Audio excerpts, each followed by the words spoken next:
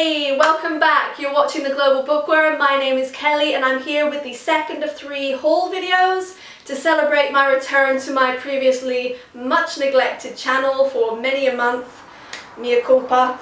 And yes, I'm celebrating that with books and more books. The last video was a free books haul. This is my bargain books haul. The next video will be just my book haul. So honestly, the bargain book haul may be my favourite, even more so than the free books, because I was so pleased with these, and you will find out why. Un momento.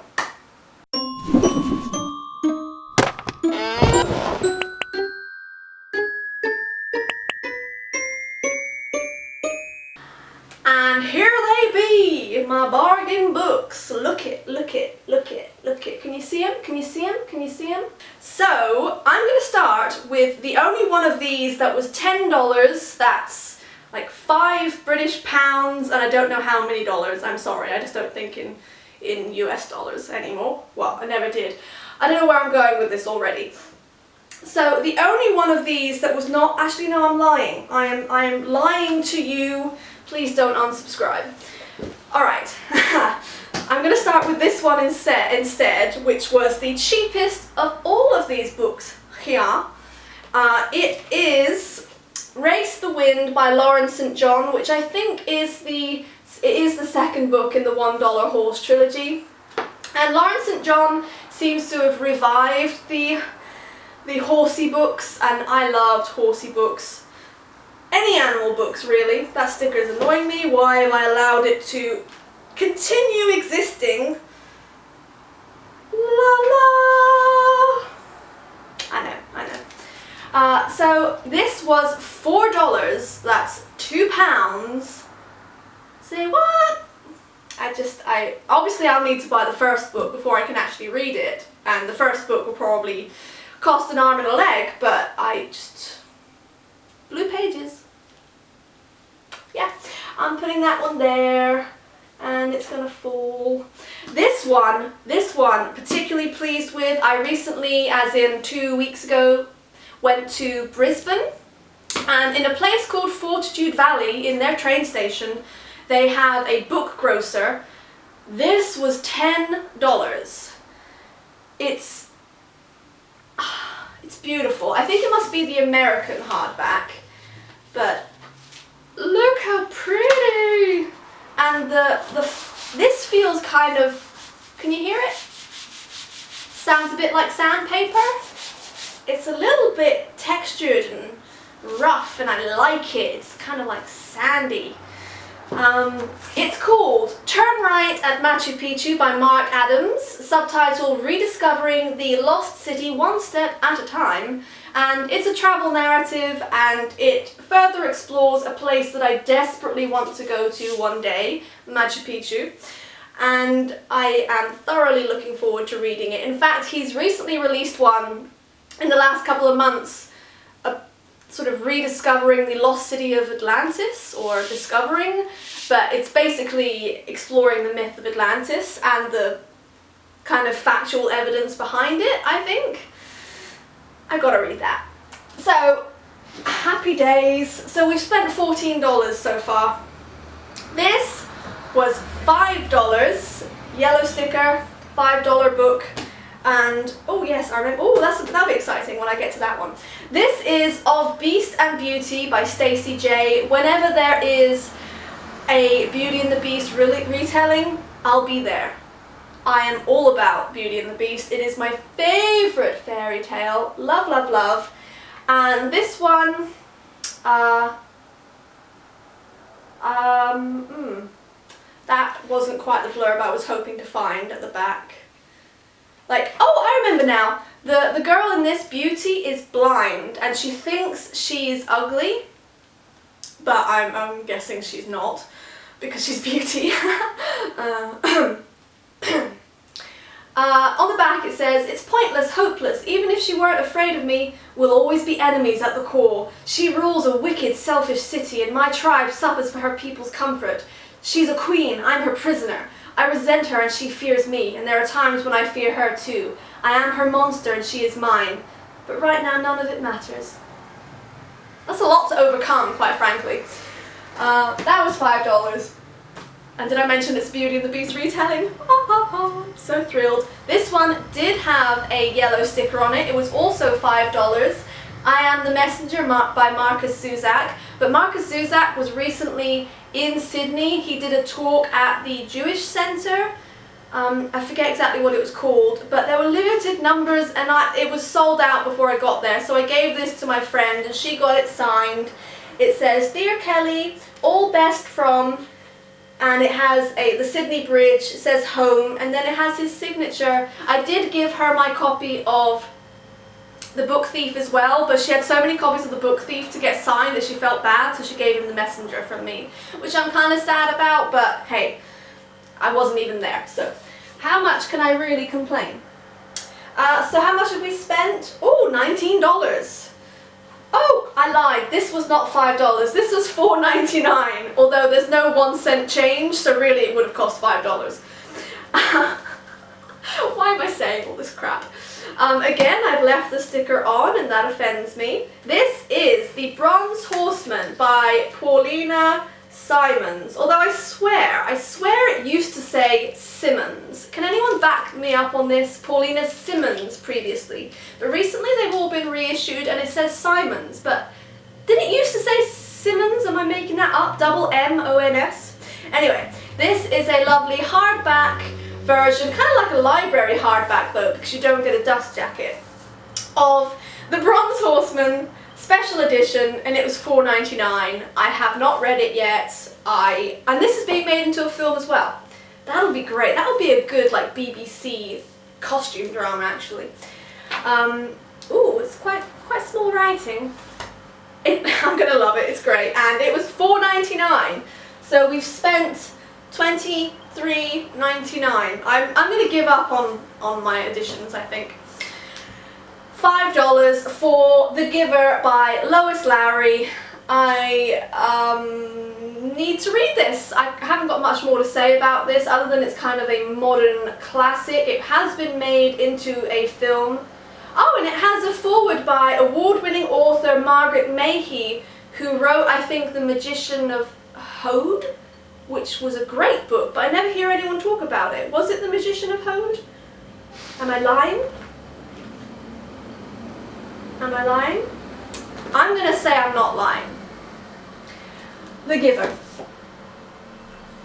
Then, again with the sticker, $5 for The Mad Scientist's Daughter, A Tale of Love, Loss and Robots by Cassandra Rose Clarke. That was very noisy. And Cassandra Rose Clarke won me over because she wrote, I believe, the Assassin's Curse and The Pirate's Wish, which were awesome books that I read last year, I think.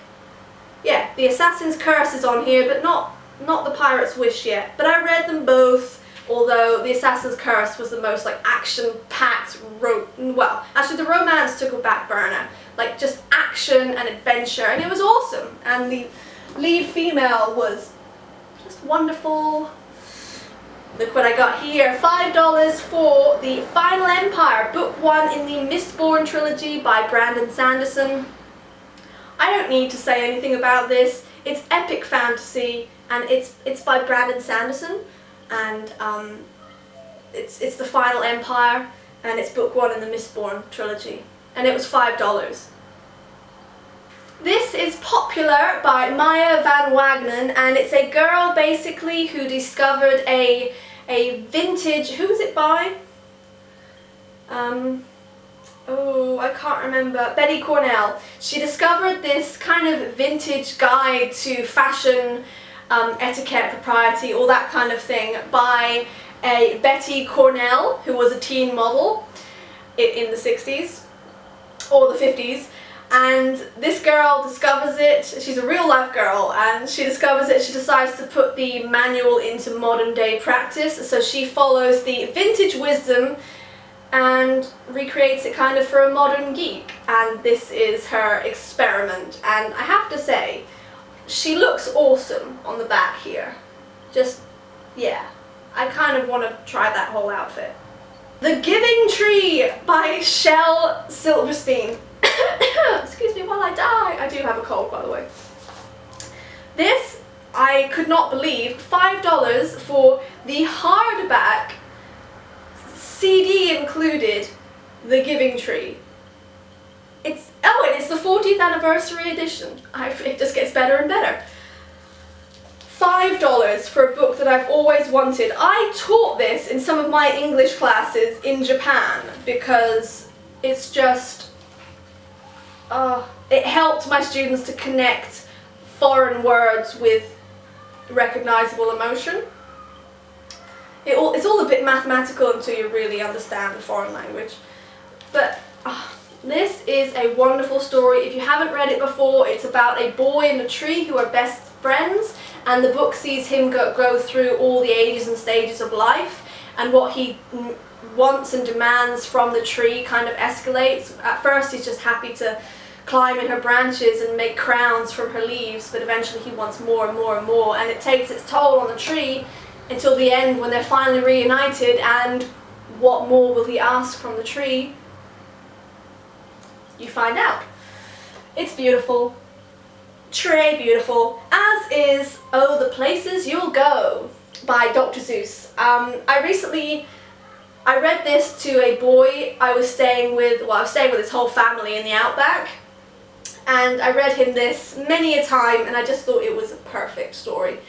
Perfect story to teach to children, kind of reality, because it talks about, you know, the lofty ideals of where you'll go and what you'll achieve, but it also talks about your moments of failure and when you're not achieving and when you feel like you're just coasting through life.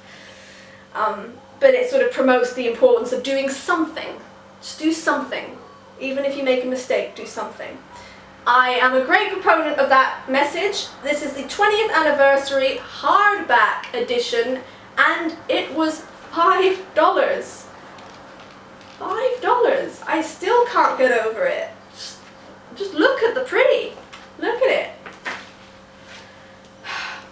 Yellow's my favorite color, by the way, so this makes me happy. Still so happy. Still so very happy. Next, again, this was $3.50, so this one should have come at the very beginning. This is The Lady of Shalott, which is a poem. It's like a narrative poem by Alfred Lord Tennyson, and it's made a very dark picture book, really. But this reminds me of school, when I used to take the mick out of it, because each stanza sort of ends with the refrain, like a negative refrain about the Lady of Shalott, and I used to mimic it a lot. And also I mimicked Sir Lancelot. Tira-lira by the river. I was very annoying, I'm sure. It was $3.50. I had to have it. But if you do want to read any Tennyson, I recommend Tithonus. I like Tithonus a lot. This is the last one I'm going to show you, and this is probably the best thing I bought this year. This was $5. It's The Jolly Postman and Other People's Letters by Janet and Alan Olberg. I have wanted this since I was a child. Well, actually no, I think I learned about it when I was too big to have this kind of book, like maybe I was 8 or 9, but I really wanted it, and I wanted someone to buy it for me, and no one did. It's kind of interactive. You go into the envelopes, you pull out letters that the Jolly Postman is delivering. Like, how precious is that? It's all handwritten, gets kids, you know, familiarized with cursive and handwriting. And there's a postcard. It's the most precious thing. No one ever bought it for me, and then eventually I was old enough to buy it for myself, and I thought, no, you can't buy that for yourself. What nonsense. And then I saw it for $5, and it weren't nonsense no longer, so I bought it, and now I really want the Christmas one, where he's delivering Christmas messages. If I saw that one for $5, or even $10, or $15, I'd buy it, but not for, I don't know, this is probably like $25 full price. Love love. Those are my bargain books. Thanks for sticking around, guys, and tune in tomorrow for the third and final haul video, which is just going to be my full-priced preciouses. That sounded very strange. I am strange. Thank you guys once again, and if you like this video, please illustrate that by liking it below, subscribing, commenting, all that jazz. Thank you. Bye.